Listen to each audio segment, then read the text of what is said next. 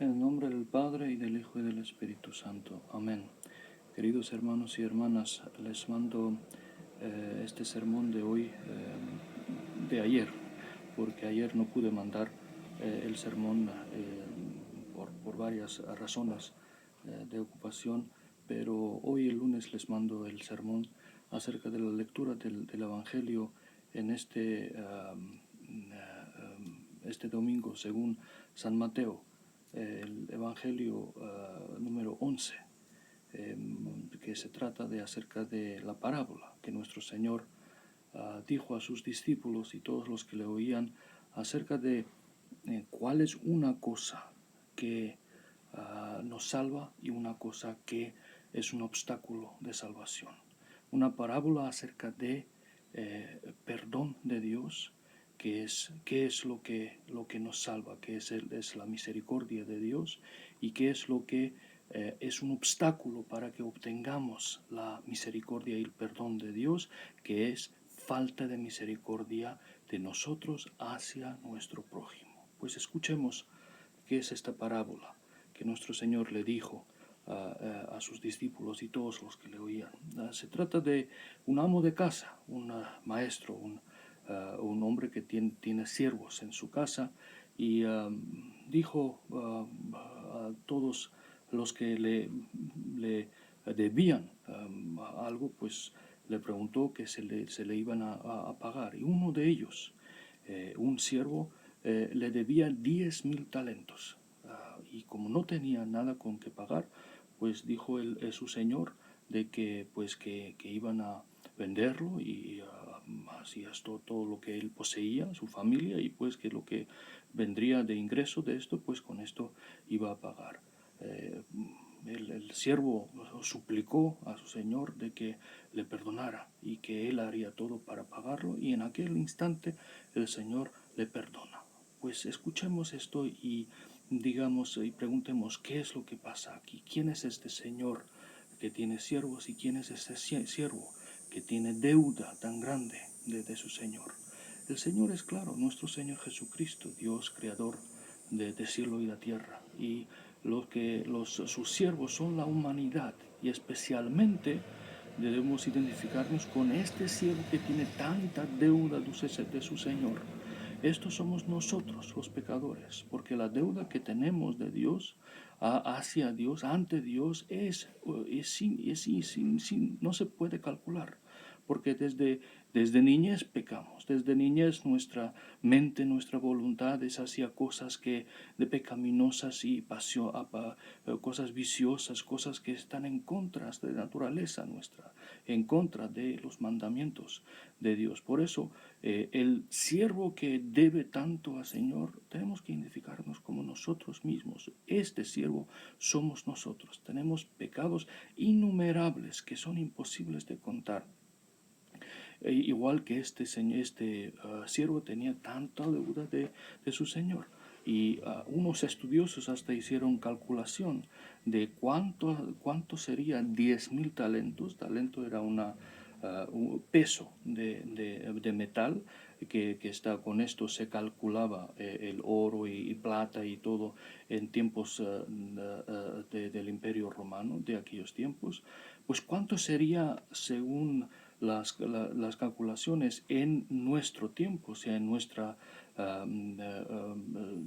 dinero de hoy en día, 10,000 talentos. Y calcularon que 10,000 talentos eran más de 4 billones de dólares estadounidenses. O sea, una suma increíble.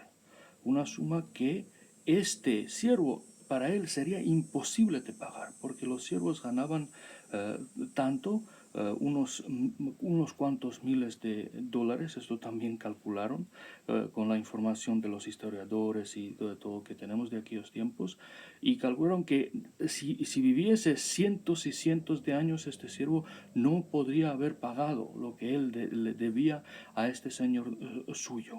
Por eso vemos que nuestro Señor Jesucristo nos da a entender con esta parábola, con la deuda que este siervo tiene, de que nuestra deuda hacia Dios es imposible de calcular.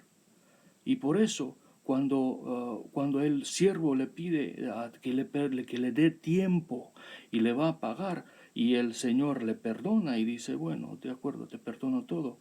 No le perdona porque él podrá pagarle. El Señor sabe claramente que jamás le podrá pagar.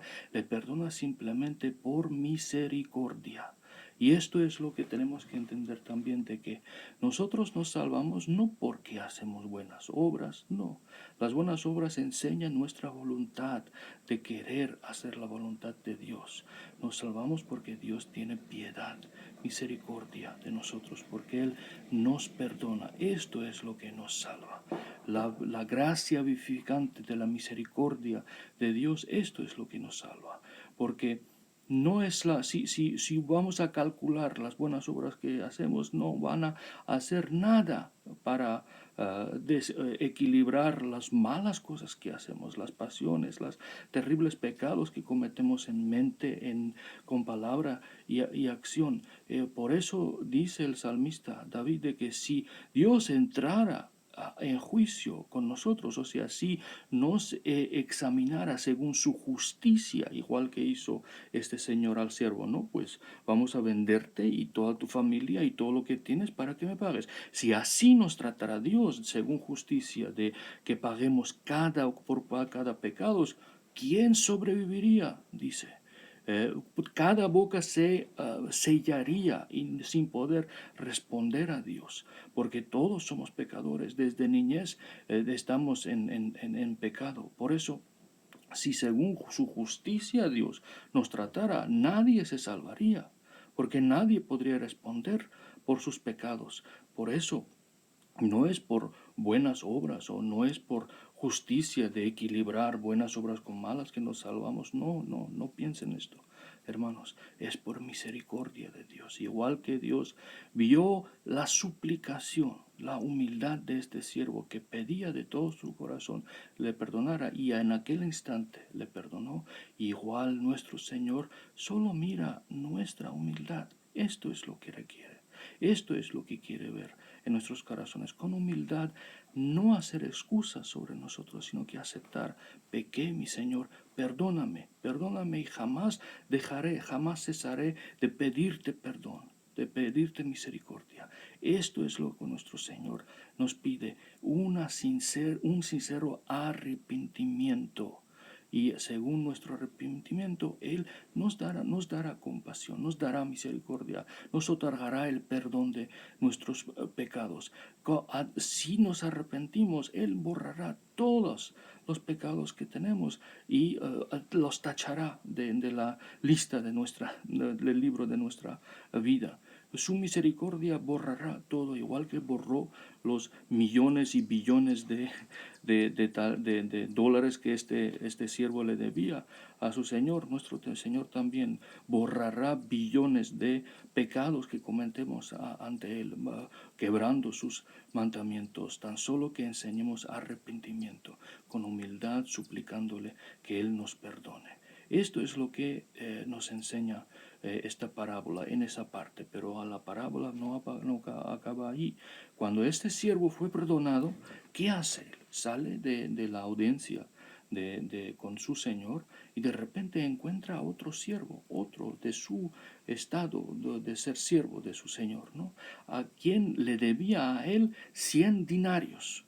Dinarios también era como centavos en aquellos tiempos, ¿no? Tiempos del Imperio Romano.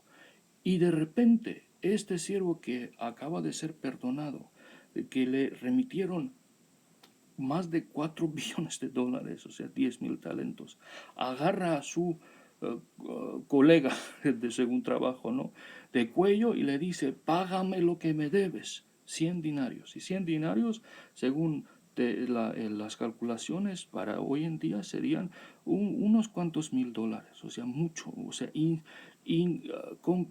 inexplicablemente mucho menos que 4 billones de dólares, ¿no? Y su siervo dice: perdóname, hermano, dame un poco de tiempo y te pagaré todo. Y dice: no te daré, págame ahora mismo. Y si no puedes, pues te meto en la cárcel para que trabajes, y lo que de trabajo me des lo que me debes. Y me lo metió en prisión, en cárcel. Cuando los Otros siervos vieron qué hizo este hombre que acababa de ser perdonado. ¿Qué hizo con su otro siervo, con su hermano? Fueron al Señor y le dijeron al Señor de que le contaron todo lo que pasó. Y el Señor mandó que le trajeran a este siervo otra vez. Le dijo: ingrato, hombre ingrato, te perdoné tantos billones, tantos talentos te perdoné. No era lo justo de que tú también perdonaras a tu otro siervo, mucho menos que él debía a ti? Pues ya que eres ingrato y ya que no tienes perdón, ahora sí que te requiero todo lo que tú me debías y estarás allá en cárcel hasta que me pagues. Y claro, jamás podría pagar este siervo, porque como dije, para pagar 10,000 talentos, muchos cientos de años se necesitaría con el trabajo del siervo, con lo que ganaba. Por eso este siervo, a vez de ser perdonado, ahora sí que se le requería que pagase todo. ¿Qué es lo que nos muestra esta continuación de la parábola? De que tal y como arrepentimiento y petición del perdón es lo que abre las puertas de compasión de nuestro Señor, lo que cierra las puertas de compasión de nuestro Señor es falta del perdón hacia nuestro prójimo, hacia cualquier persona que pasa por la vía de nuestras vidas. Si no perdonamos a nuestros prójimos, Dios tampoco nos perdonará. Y si perdonamos a nuestro prójimo, las puertas del perdón de Dios hacia nosotros están abiertas. Por eso tenemos que alegrarnos, hermanos y hermanas, de que tenemos la llave segura, la llave segurísima que abre la puerta de compasión de Dios. Es el perdón hacia nuestros prójimos, hacia toda persona que nos ofende. Sabiendo esto, los santos por eso de todo corazón perdonaban, de todo corazón buscaban cómo perdonar a cualquiera que les injuriara, que les ofendiera, que le hiciera cualquier mal. Pero sabían de que con este perdón de ofensas que a otros nos hacen, están abriendo las puertas de compasión de Dios. Este perdón hacia nuestro prójimo es lo que cubre todos nuestros pecados. El amor y perdón hacia nuestro prójimo cuando injustamente somos tratados, pero en nuestro corazón luchamos para encontrar la fuerza de perdonar. Esto es lo que mueve todo. Esto es lo que abre las puertas más cerradas, abre las puertas del reino de los cielos. Por eso, sabiendo eso, como dije, los santos trataban tan seriamente el perdón de las ofensas. Ellos trataban con severidad el perdón de su prójimo y no soportaban, no toleraban falta de perdón. Esto trataban como el pecado más grande que hay después de renuncia de Dios. No perdonar a otros es el pecado más grande que hay. No toleraban esto. Pasiones tenemos, podemos caer en cosas carnales, cosas humanas. Todo esto sí es malo, es terrible, pero no es tan malo como no perdonar, no encontrar el perdón hacia otro, porque el caer en las cosas de tentaciones y cosas humanas es algo bajo, pero es humano, pero falta de perdón es algo demoníaco, es algo que es más bajo que lo humano. Por eso los santos padres miraban tan seriamente y buscaban siempre en sí fuerzas para perdonar. Y por eso también tomaban tan seriamente las palabras del Padre Nuestro, de la oración del Señor, porque las últimas palabras que son, dicen: y perdónanos nuestras deudas, así también como nosotros perdonamos a nuestros deudores. O sea, con eso estamos haciendo una declaración, estamos firmando un así contrato espiritual con nuestro Padre,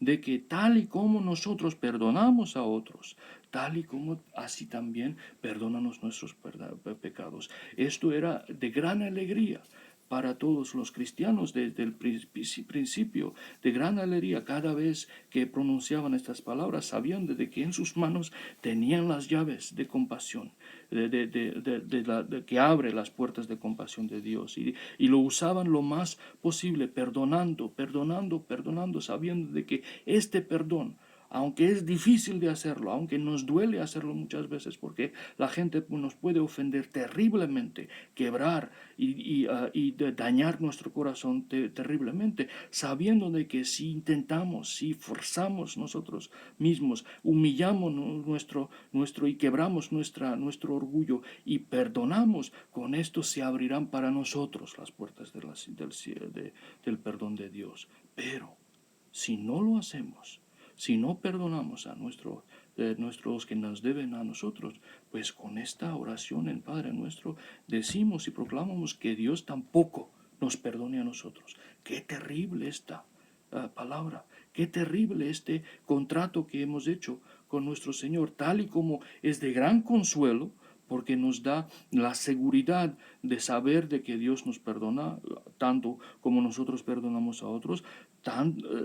También es una condenación. Si no perdonamos, Dios tampoco nos perdonará, porque decimos, perdónanos a nosotros nuestras deudas tal y como nosotros perdonamos a nuestros deudores. Y si, tal y como significa, y si no los perdonamos, pues tampoco esperamos perdón de ti.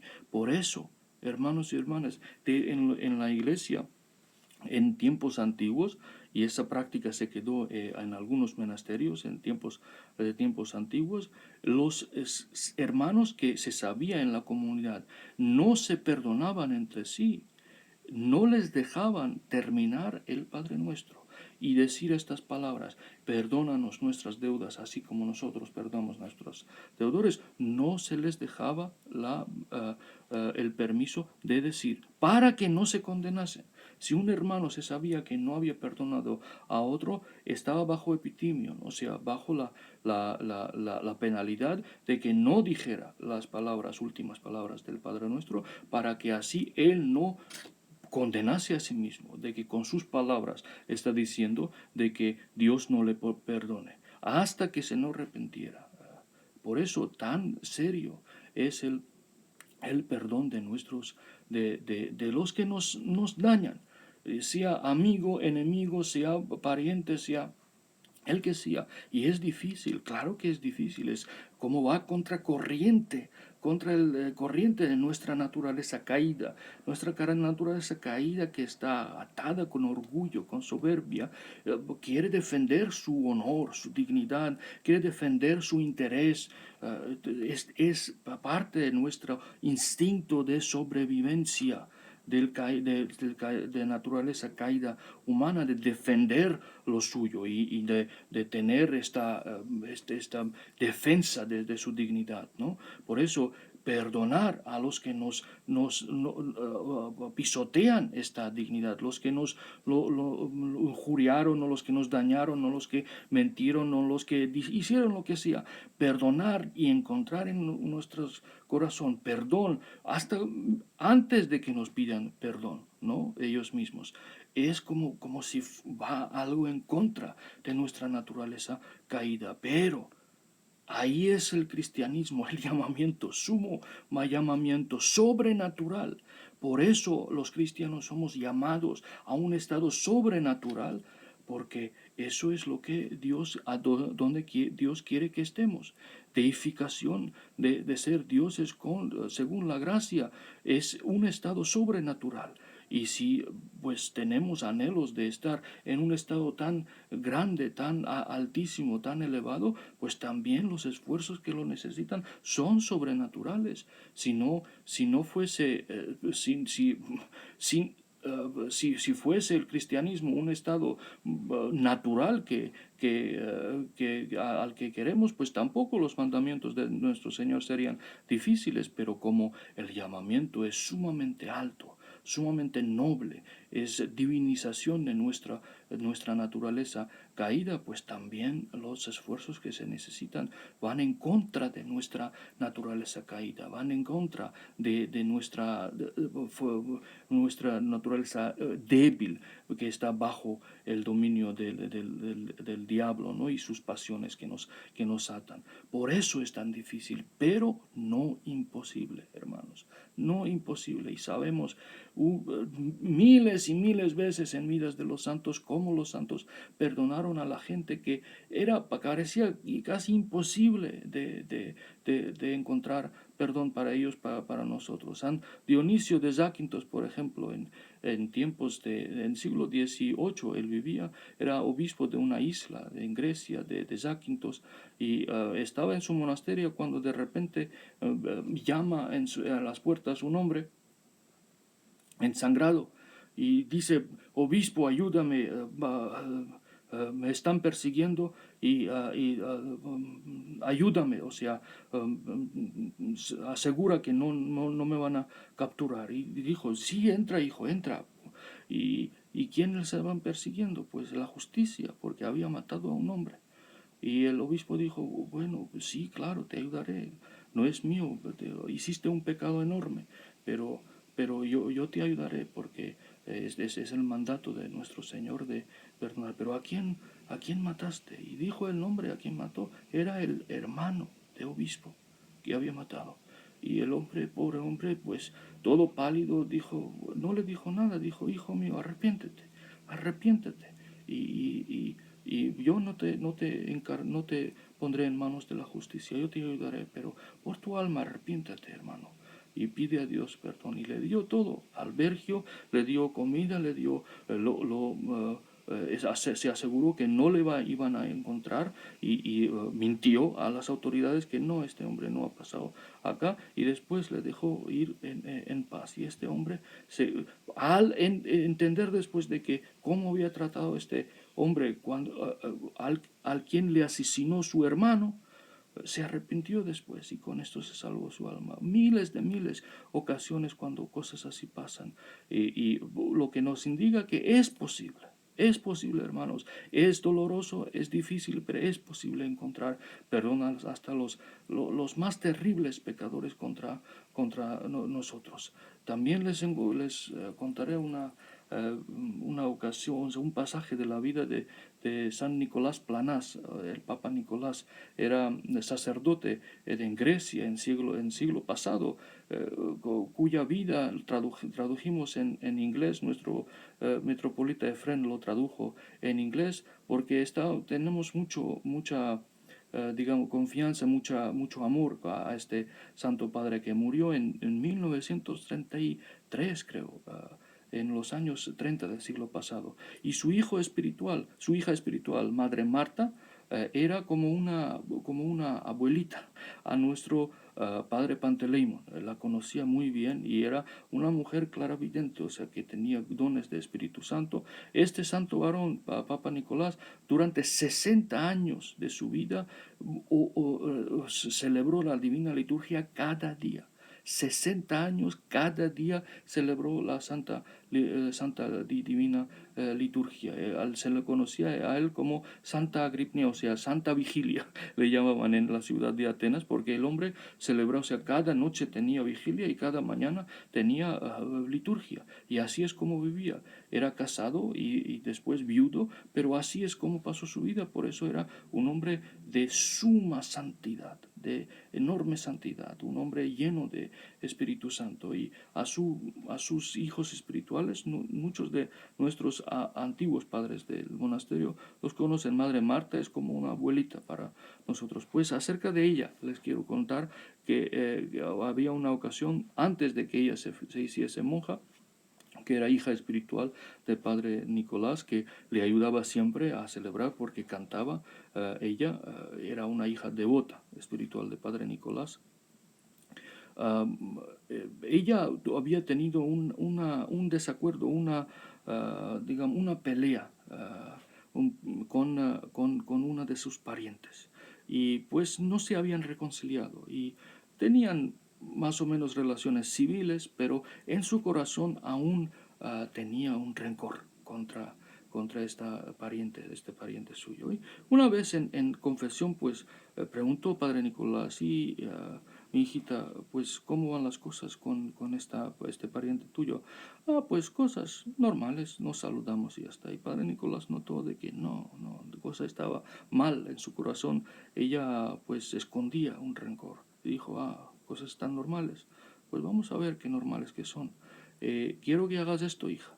Vas a ir a su casa, vas a almorzar en su casa y también te vas a quedar a dormir en su casa. Esto es lo que harás para reconciliarte.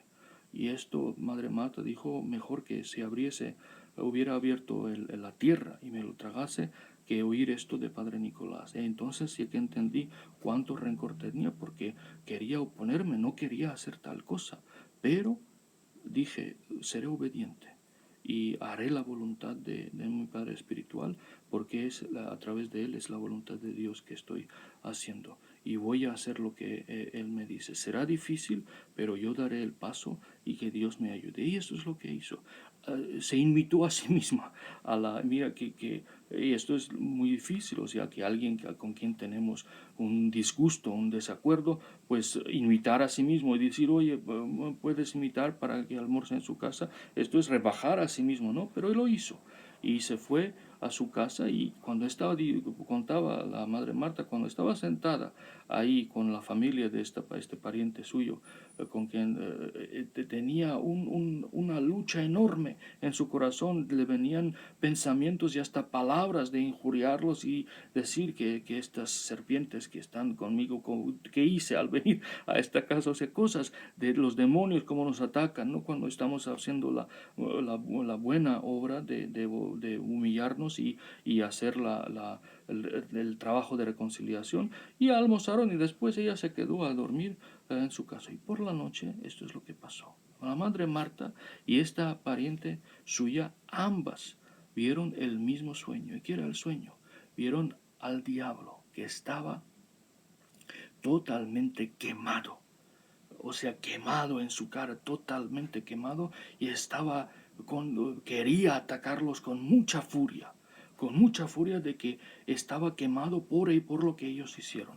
Y ambas se despertaron, salieron del cuarto y dijeron, soñé esto, tal cosa, y la otra respondió, yo también, y entendieron de que el diablo había sido quemado por su reconciliación, porque ellas hicieron lo que debían hacer y se esforzaron, aun cuando les dolía en corazón, el orgullo les hacía doler, ¿no?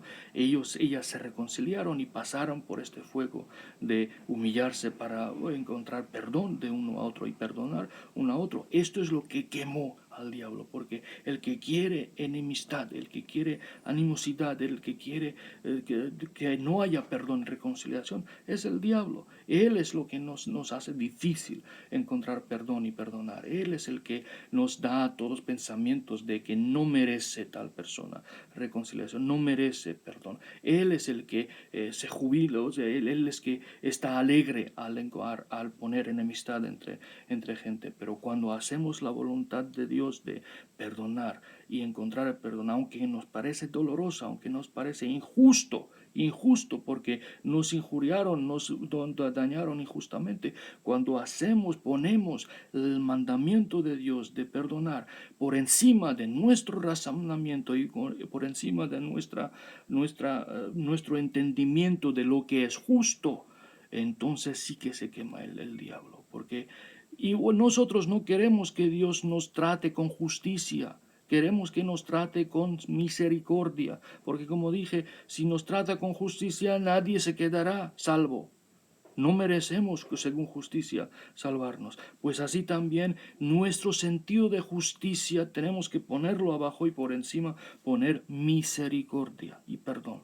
Tal y como no queremos que Dios nos trate según su justicia, sino que según su misericordia, también nosotros tenemos que tratar a otros, no según justicia, sino según misericordia, piedad y perdón.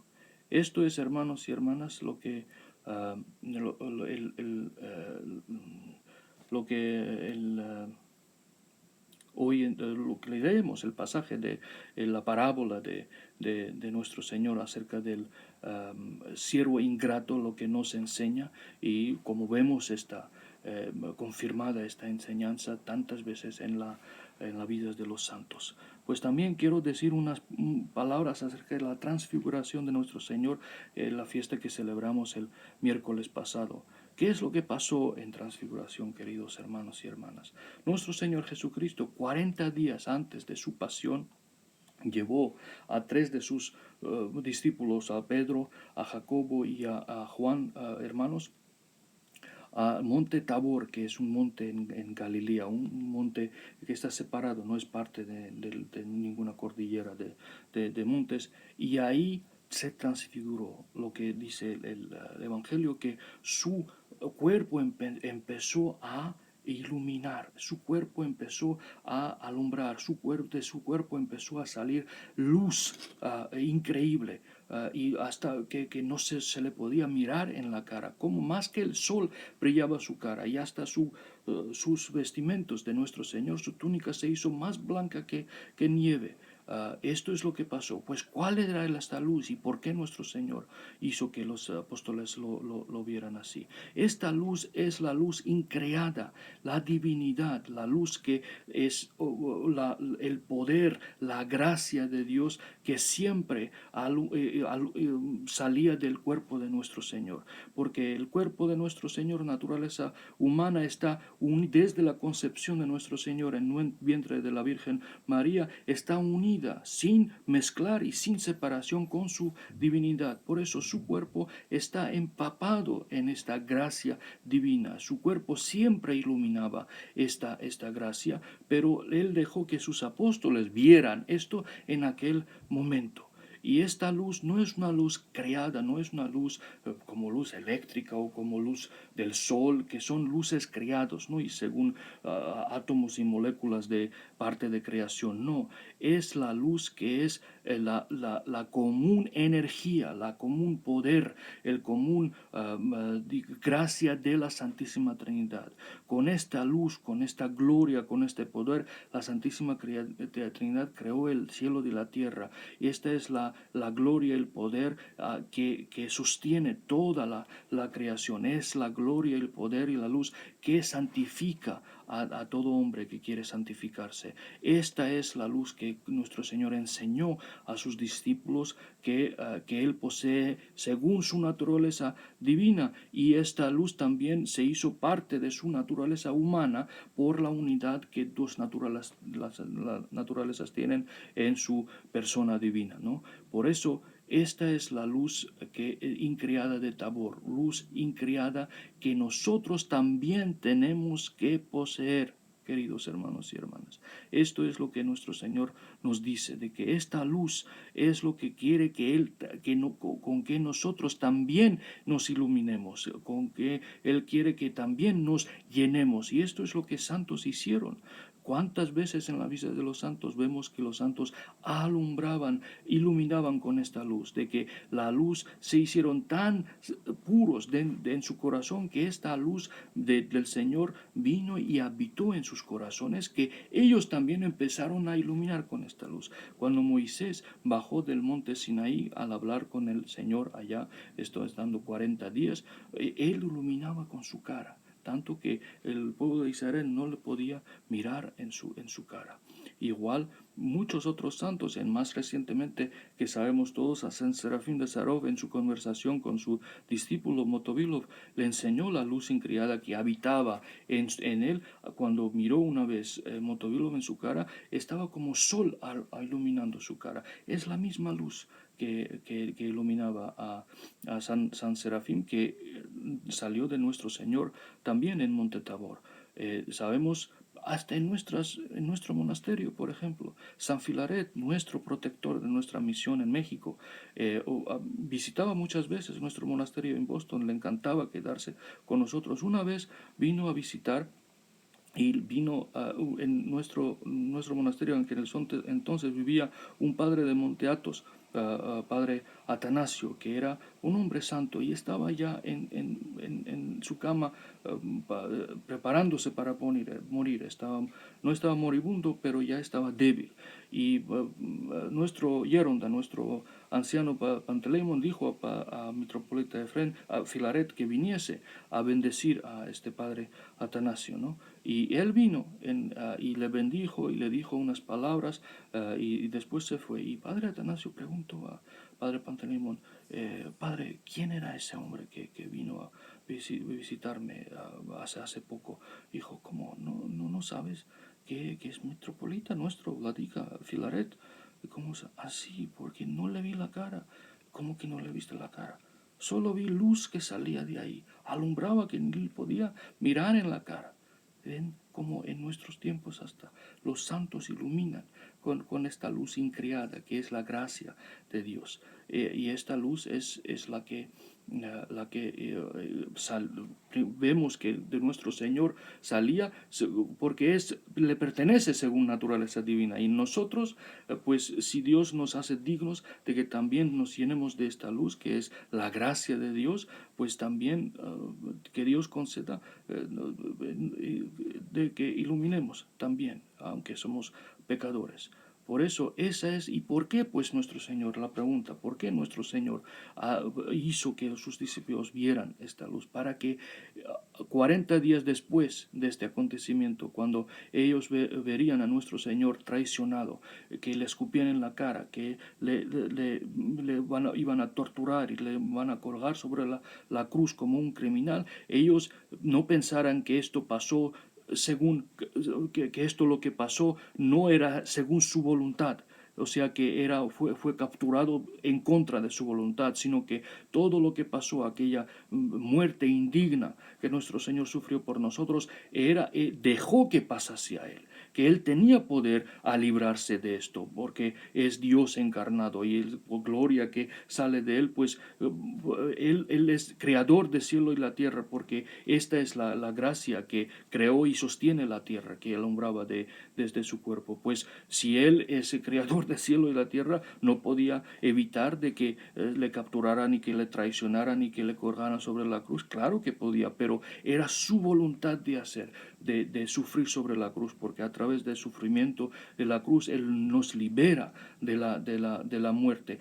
Con resurrección que pasó después de su muerte y descenso en Hades, Él pisotea la muerte, hace incorruptible y triunfante la naturaleza humana nuestra sobre la muerte. Por eso la muerte era según su voluntad, él tenía que pasar por eso para llegar a la resurrección. Esto es lo que él quería que sus discípulos entendieran, y cuando él y ellos verían a él colgado sobre la cruz, no pensasen que era la víctima involuntaria de crucifixión, sino que él dejó que esto pasase a él porque era según su voluntad y a su agrado para nuestra salvación. Pues entonces, para eso nuestro Señor enseña a sus discípulos su santa transfiguración Monte Tabor, que celebramos hace poco. Eso es lo que quería decir, mis hermanos y hermanas. Dios les bendiga, y otra vez les pido perdón por tardar en mandarles el sermón para la transfiguración y para este domingo que celebramos ayer, pero mejor tarde que nunca, ¿no? El Dios les bendiga, y Dios nos otorgue en corazón siempre tener el corazón quebrantado, humillado, para tener perdón hacia todos, perdonar y pedir perdón. Con eso estaremos salvos, y con esto Dios nos salvará según su misericordia. Que eso nos otorgue nuestro dulce Salvador. Amén.